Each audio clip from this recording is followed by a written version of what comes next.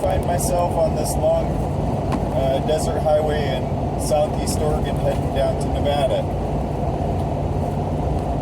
What's in Nevada, you say? Well, there's a 1973 Datsun 620 pickup I'm going to look at to purchase. What do I need a Datsun pickup for? Well, it's a long story, but one of the things that I and my wife have been talking about is a legacy to pass on to our kids. Myself, personally, I like to tinker with cars, and I've always wanted my kids to have the same interest. Some of them have a little bit of interest, but my idea is that the legacy I will pass on to my kids is I will teach them how to work on cars. I will help them build their first car, and hopefully the car that they will be able to hold on to for generations. I'm picking out cars that will maintain some value, that they will be able to be proud of and like to show off. This particular pickup is for one of my kids. We will tinker around with it, play with it until the kids are old enough to take it upon their own and help to fix it up. I currently have 3 Opel GTs, 71 Volkswagen Super Beetle convertible, a 85 Corvette, and then this Datsun, potentially, if it turns out good. Where do I put them all? That's a good question. Sometimes I feel like I'm starting to go crazy because there's a lot of cars. But I'll potentially be downsizing some of my own personal projects.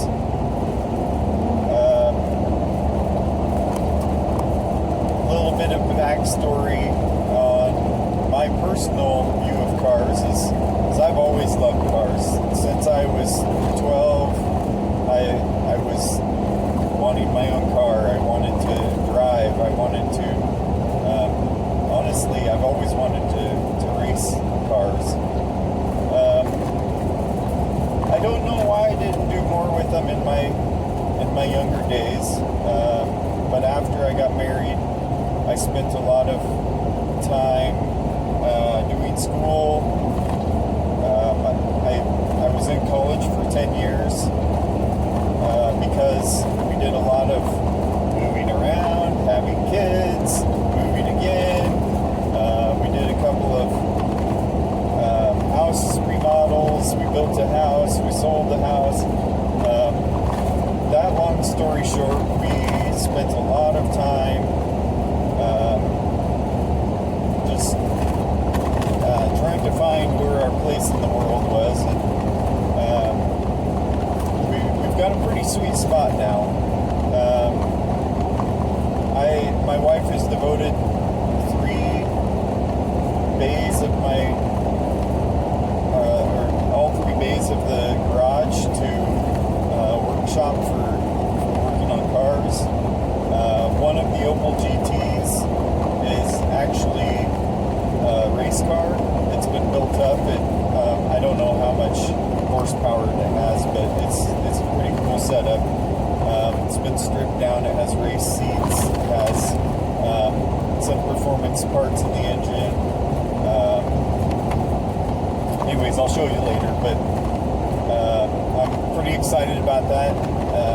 It's mostly street legal. I'm going to work it up to be entirely street legal so I can drive it places and then also race it in and kind of rally races. Anyways, I've been working Volkswagen with my kids to learn how to do brakes. We're going to have a lot of brakes to do. Lots of brakes. But I find that, kind of funny. I appreciate my wife be able to put up with my desire to have cars. I think it's kind of bleeding off on her a little bit because she got really excited about this Datsun. But yeah, so the idea is that we're getting all older cars, no computers. The computers add too much complexity, and if there's ever a EMP per se or apocalypse, we'll be able to maintain our older cars. I don't know where we'll get the fuel for it, but that's something that we figure out when we get there. Anyways, yeah, I'll be in Nevada in probably an hour and a half and pick up the truck. I'll do a video walkthrough of that when I get it, and we go. Now, I would have picked up this Datsun last weekend because I still had a trailer, but I had just made a trip up to Spokane, Washington to pick up the two Opel GTs, two of my three. I'd gone up there and I was going to leave one at my dad's house and bring the other one home and then go back Thanksgiving time and fish and pick up the other one. But my dad offered to go ahead and haul the second one home with me. So we caravaned down to our house. And so I'd left on Friday night and got there, it was 2 in the morning or something like that. We slept for a couple hours in the car and then picked up the cars. We were loaded up about 11 and headed back home. And I think we got home about, it was late, probably 9-ish. And I just couldn't see turning around, getting in the car and head 4 hours the opposite direction, just because I had a trailer. And so, yeah, we packed it up and here I am today, heading down the opposite direction. Now, we have 7 kids, and you might say, what in the tarnations are you doing with 7 kids? And I just have to say, they're all wanted, they were planned, and we have the means to take care of them. And some people look at us sideways when we go into shopping centers and drag along our 7 kids. But, that's our prerogative. We actually enjoy all of our kids. And so, basically my point behind that is, 7 kids is a lot of kids to be able to pass on, an inheritance or something like that, because you end up splitting it 7 ways. And, by the time they get something out of it, it's, not much. And, I'm not raising my kids to really want that inheritance. I mean, I don't really care to have an inheritance from anyone. It's somebody else's money, so why would I want it? I'd rather them enjoy their own money while they're in this life. But anyways, I want, when I kick the bucket, or as my wife knows, I'd rather die in a fiery explosion, like explosions, when I pass on, I want my kids to remember me by something, I think that the best way to do that is to be able to spend time with them in the garage and build something that, you know, they can look at every time they open the garage door and remember the times we had putting it together. Hopefully it will be something that they want to keep around forever. I'd like to make sure that I can build it up the best that I can.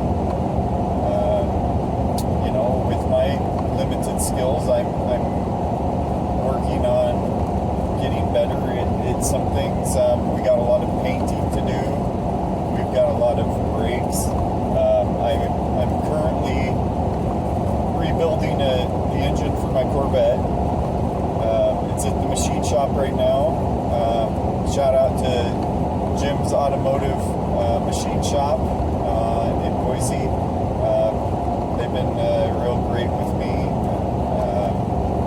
You know, I have questions because I'm a beginner with engine rebuilds. So he's been really good with giving me suggestions. Anyways, I initially was going to just rebuild the heads, and when I got down to it, you know, I got these heads back for the Corvette, and I'm sitting here thinking, man, I got this thing halfway tore down. I got these, you know, new heads, newly rebuilt heads, and I put a cam in it, you know, just a slight lift cam, give it a little bit of pep, a little bit of beefy sound to it, and started talking to people, and they're like, well, how many miles are on it? You know, it's high mile, but it had good compression. And I then started understanding that, you know, once you redo the heads, put a new cam in it, now I'm going to start thinking about what's going to happen to those rings once I, you know, get some better seal on those valves. They're probably going to start giving out on it. And so I said, what the heck? So I pulled it out, ripped the engine apart, took it to the machine shop, and there it sits. So I'm hoping within the next week I'll get that back, and I'll be able to put the Corvette back together. And then we'll continue on down, finishing up the Volkswagen. But, you know, back to the Corvette, I bought some blue metallic paint for the Corvette. I was supposed to be painting it this last summer, but since I got into the engine instead, the paint sits. The Volkswagen's gonna need painted. I'm not painting the race car. The race car's fine the way it is. The two Opals will need painted, and the Datsun will need painted. I think probably with the Datsun, we'll probably just start out with painting the spots that need painted, and I believe it's just the hood area. Got a lot of rust on it, but I think the rest of it will be fine. We'll live with that for a while. But anyways, what I'm really getting at is I got a lot of learning to do. The painting, I'll get better at painting. I'll bring you through some of the journey of that. I've painted a car before, back probably 20 years ago now. Turned out okay. I had a little bit under pressured air compressor at the time. There wasn't any such thing as the HVL. Well, here I am at Maverick. We picked up the Datsun, four-wheel drive, T-tops, old crusty custom interior, Chevy Love step side, has a Buick V6.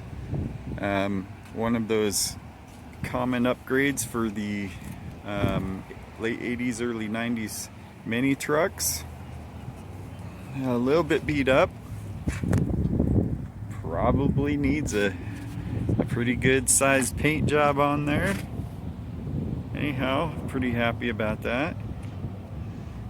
Runs, drove it up on the trailer.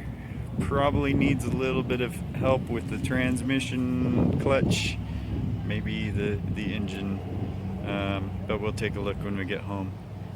Anyways, gonna hit the road, 4 hours back.